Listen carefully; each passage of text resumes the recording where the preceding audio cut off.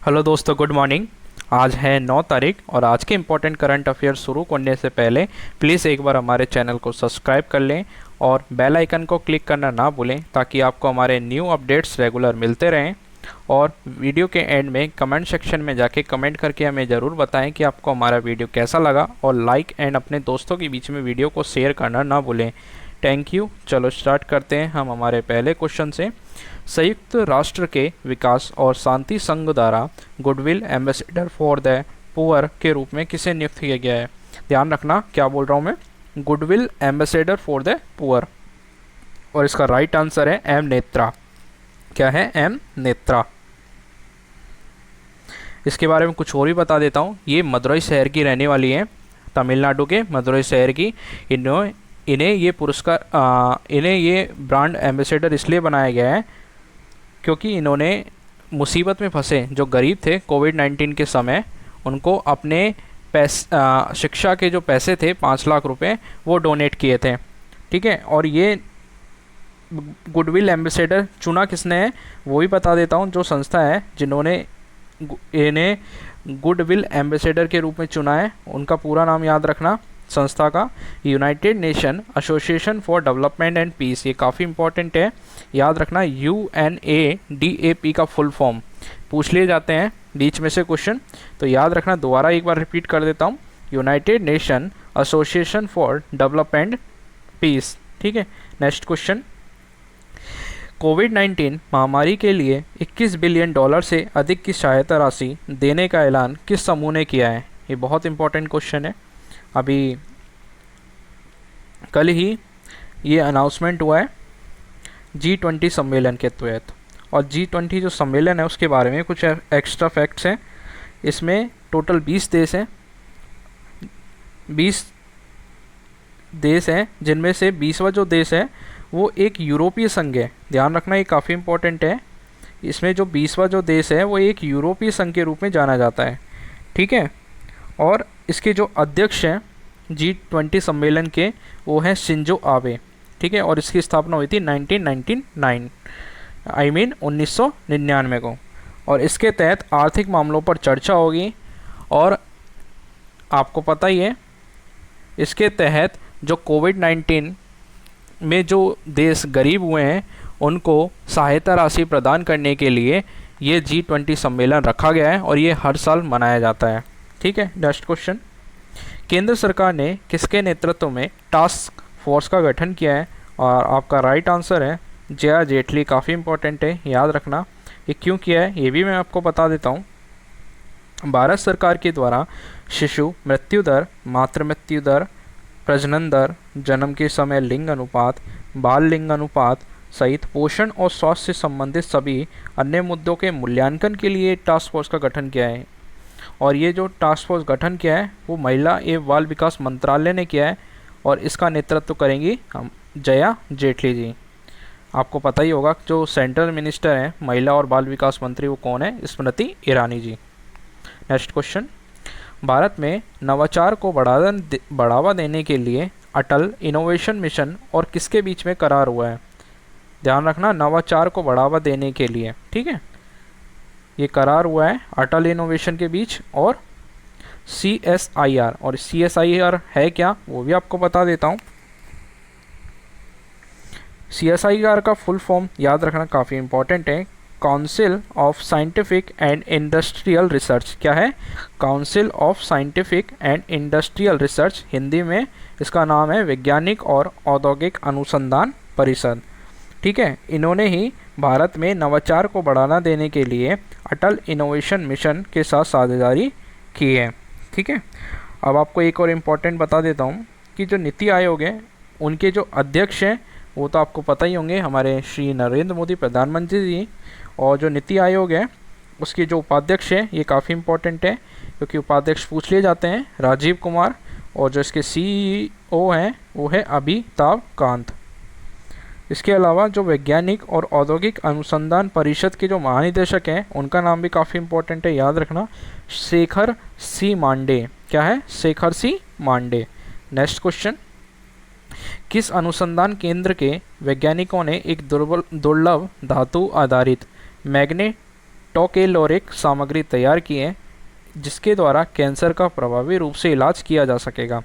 और ये किया किसने है? वो किया है आपके ARCI ने। ठीक है, ARCI का फुल फॉर्म क्या है वो भी बता देता हूँ।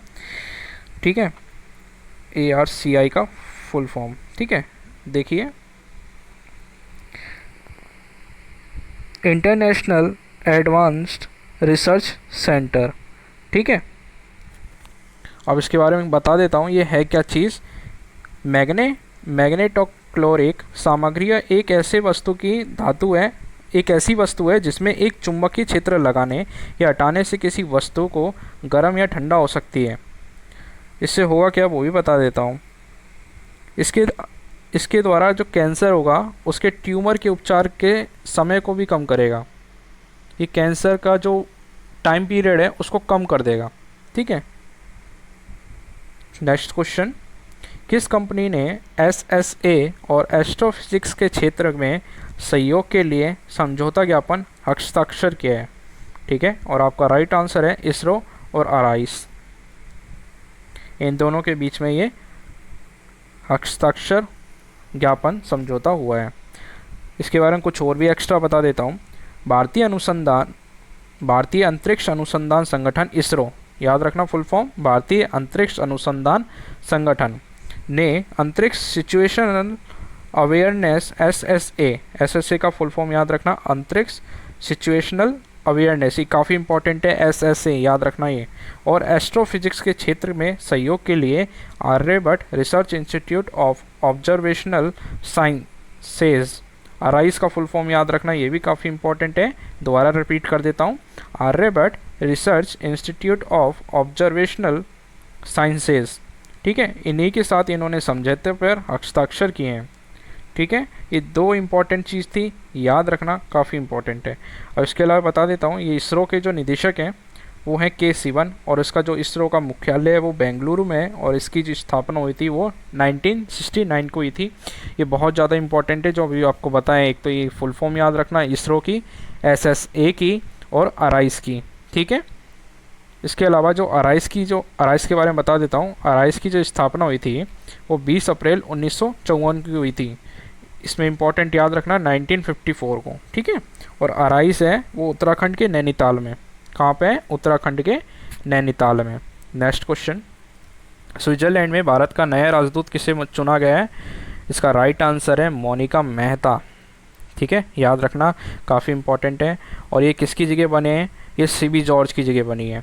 CB जॉर्ज को अब वर्तमान में कुवैत का बना दिया राजदूत, और इनकी जगह अब मोनिका मेहता को स्विट्जरलैंड का नया राजदूत चुन लिया गया है। ठीक है, याद रखना। रिचर्ड डॉकिंस अवार्ड जीतने वाले पहले भारतीय कौन बने हैं? और इसका राइट आंसर है जावेद अख्तर। क्या है? जावेद अख्तर। और ये जीतने वाले इस अवार्ड को पहले भारतीय हैं, याद रखना। ये बहुत बड़ा सम्मान है भारत देश के लिए। ठीक है, और रिचर्ड डॉकिंस जो पुरस्कार है उसकी शुरुआत हुई थी 2003 से। ठीक है, बस इतना ही काफ़ी है। डॉकिंस थे कौन? डॉकिंस एक ब्रिटिश विकासवादी जीव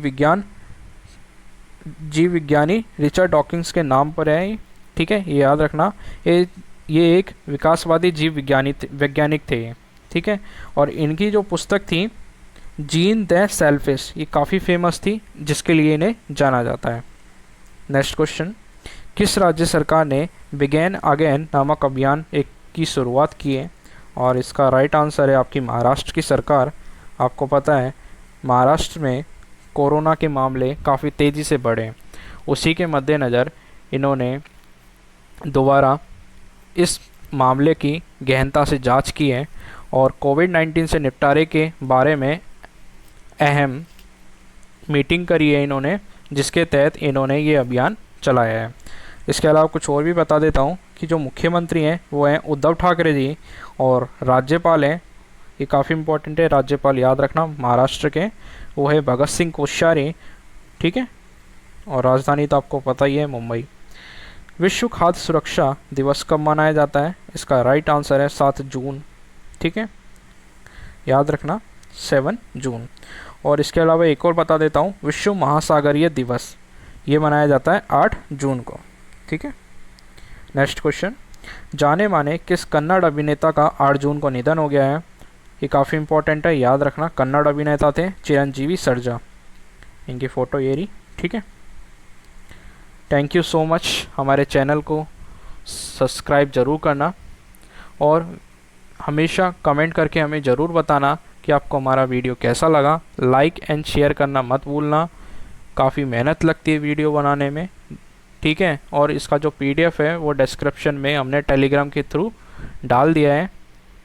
थैंक यू सो मच।